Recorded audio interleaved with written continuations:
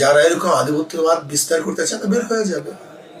জোটের মধ্যে তো সবাই সম্মিলিতভাবে কাজটা করতে হবে। যেখানে যে ভালো অবস্থান আছে সে সেখানে নির্বাচন করবে। জোটের ভেঙ্গেও যায় না, কেউ বেরো হয়নি, এখন পর্যন্ত জোট চলমান।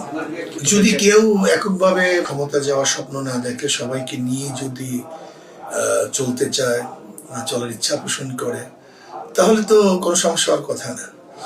কেন অ্যালায়েন্স তো সবাইকে নিয়েই হয়। যদি কেউ অ্যালায়েন্সের মধ্যে একক সিদ্ধান্ত, কোনো দল যদি একক সিদ্ধান্ত নেয় যেটা জোটের জন্য ক্ষতিকর, এরকম যদি না হয়, তাহলে আমি মনে করি ভবিষ্যৎ ভালো। আর যদি মনে করি আমি জোটের ব্যাপারে একা সিদ্ধান্ত নেবো, তাহলে তো আলটিমেটলি এটা টিকবে না। সহজ কথা। এই জন্য আমি মনে করি বিগত দিনে এরকম জোটের মধ্যে কোনো দল যদি এরকম করেও থাকে, তাহলে ভবিষ্যতে যেন এরকম না করে সে আহ্বান করবো। আর যদি ভবিষ্যতে করে, তাহলে স্বাভাবিক ব্যাপারই। আপনারা জানেন হুদায়বিয়া সন্ধি হয়েছিল, কুরাইশরা একটা সন্ধি না মানার কারণে সব সন্ধিটা ভেস্তে গেছে। এরকম না হয়। যারা এরকম আধিপত্যবাদ বিস্তার করতে চায় বের হয়ে যাবে।